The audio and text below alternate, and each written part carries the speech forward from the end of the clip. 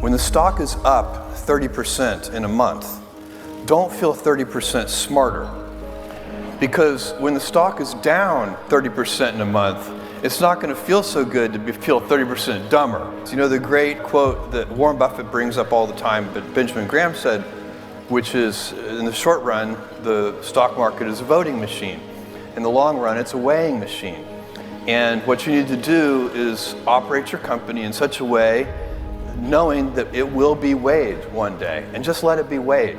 Never spend any time thinking about the daily stock price. I don't. If you look at the financial success of Amazon and the stock, I own 16% of Amazon. Amazon's worth roughly $1 trillion. That means that what we have built over 20 years, we have built $840 billion of wealth for other people. And from a financial point of view, that's what we've done. We've built $840 billion of wealth for other people. And that's great. That's how it should be. You know, I believe so powerfully in the ability of entrepreneurial capitalism and free markets to solve so many of the world's problems. Not all of them, but so many of them. People are interested in trying to help the world in so many different ways, and it's all the things you would expect. You know, it's but also some more unusual things. But it's, you know, some people are very interested in the arts and opera, and they think that's underfunded, and a lot of people are interested in medicine and particular diseases and think that those deserve more R&D dollars. All these things are correct. A lot of people are very interested in homelessness, including me. A lot of people are very interested in education of all kinds of, you know, both college scholarship type education, but also apprenticeship programs, or you name it, and people are interested in education. I'm very interested in early education, and the apple doesn't fall far from the tree. My mother has become, in running the Bezos Family Foundation, she has become an expert in early education. Everything I've ever done has started small. Amazon started with a couple of people. Blue Origin started with 5 people, and the budget at Blue Origin was very, very small. Now the budget at Blue Origin approaches $1 billion a year. And next year it'll be more than $1 billion. So in Amazon, it literally was 10 people. Today it's 500,000 people, but it's hard to remember for you guys, but for me it's like yesterday I was driving the packages to the post office myself, and hoping one day we could afford a forklift. And so for me, I've seen small things get big, and it's part of this day one mentality. I like treating things as if they're small. You know, Amazon, even though it is a large company, I wanted to have the heart and spirit of a small one. And so anyway, the day one foundation is going to be like that. We'll wander a little bit too. So we have some very specific ideas of what we want to do, but I believe in the power of wandering. All of my best decisions in business and in life have been made with heart, intuition, guts, not analysis. When you can make a decision with analysis, you should do so, but it turns out in life that your most important decisions are always made with instinct, intuition, taste, heart. And that's what we'll do with this day one foundation too. It's part of that day one mentality. As we go about, you know, building out this network of nonprofit schools, we'll learn new things and we'll figure out how to make it better. This is so important because that is the secret sauce of Amazon, where there are several principles at Amazon, but the number one thing that has made us successful by far is obsessive, compulsive focus on the customer as opposed to obsession over the competitor. And I talk so often to other CEOs and some other CEOs and also founders and entrepreneurs, and I can tell that even though they're talking about customers, they're really focusing on competitors.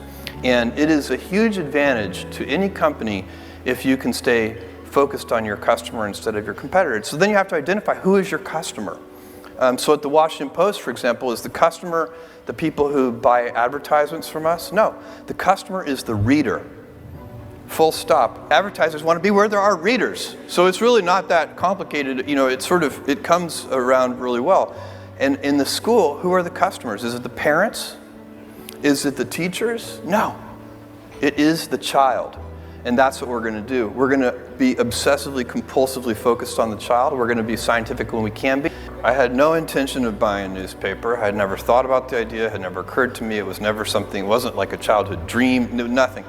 And my friend, Don Graham, who at that time I had known 15 years, I know him 20 years now, he approached me through an intermediary and wanted to know if I would be interested in buying the Washington Post. And I sent back word that I would not, because I didn't really know anything about newspapers. And Don, over a series of conversations, convinced me that that was unimportant, because we had, inside the Washington Post, we have so much talent that understands newspapers. That wasn't what the problem was. What they needed was somebody who had an understanding of the internet. And so that was the first thing. That's kind of how it got started. And then I did some soul searching. And again, my decision-making process, something like this, would definitely be intuition and not analysis. The financial situation of the Washington Post at that time, this is 2013, was very upside down. And is a fixed cost business, and they had lost a lot of revenue over the previous 5 or 6 years. Not through any fault of the people working there or of the leadership team. All of the paper had been managed very, very well.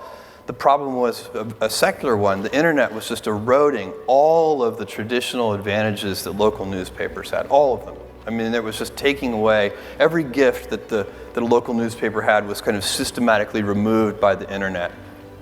And so that's why you see this. It's a profound problem across local newspapers all around the country and in fact the world. And so I had to do some soul searching, and I said, is this something I want to get involved in? If I'm going to do it, I'm going to put some heart into it and some work into it. And I decided I would only do that if I really believed it was an important institution. And I said to myself, if this were a financially upside down, salty snack food company, the answer would be no. But it was as soon as I started thinking about it that way, I was like, this is an important institution. It is the newspaper in the capital city of the most important country in the world.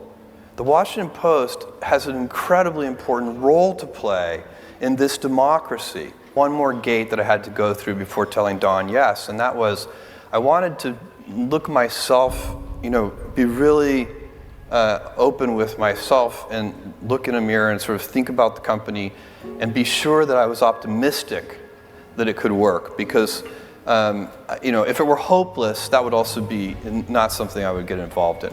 And I looked at that and I was super optimistic, and it needed to be transitioned to a national and a global publication. There's one gift that the internet brings newspapers. It destroys almost everything, but it brings one gift, and that is free global distribution. In the old days of paper newspapers, you would have to build printing plants everywhere, and your logistics operations to have a truly global newspaper, or even a national newspaper, super expensive, heavy capex investments. That's why so few papers actually became national or global. Not really no global ones to speak of, depending on what you count. And so, but today with the internet, you get that gift of free distribution. So we had to take advantage of that gift, and that was the basic strategy. We had to switch from a business model where we made a lot of money per reader with a relatively small number of readers to a tiny bit of money per reader on a very large number of readers. And that's the transition that we did over last night. I'm pleased to report to you that the Post is profitable today. It's working, and I'm so proud of that team. And I know that when I'm 90, it's going to be one of the things I'm most proud of, is that I took on the Washington Post and helped them through a very rough transition. I will say this. It is a mistake for any elected official, in my opinion, I don't think this is a very out there opinion, to attack media and journalists. I think there's probably no public figure who has ever liked their headlines. It's okay. It's part of the process.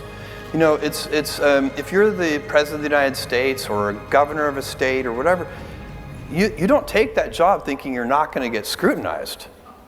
You're going to get scrutinized, and it's healthy. And somebody what the president should say is, this is right, this is good, I'm glad I'm being scrutinized, and that would be so secure and confident. But it's really dangerous to demonize the media. It's dangerous to call the media lowlifes. It's dangerous to say that they're the enemy of the people. We live in a society where it's not just the laws of the land that protect us. We do have freedom of press. It's in the Constitution. But it's also the social norms that protect us. It works because we believe those words on that piece of paper.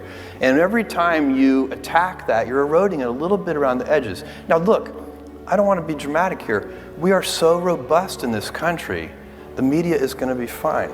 We're going to push through this. And by the way, Marty Barron would tell you, this is a super important point.